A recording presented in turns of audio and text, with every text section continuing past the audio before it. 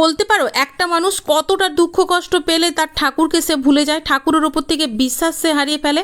হ্যাঁ, একটা সময় কিন্তু আমার সাথেও এটা হয়েছিল, ঠাকুরের ওপর থেকে পুরোপুরি বিশ্বাস হারিয়ে ফেলেছিলাম। তবে হয়তো জানো, ঠাকুর যেটা করে ভালোর জন্যই করে।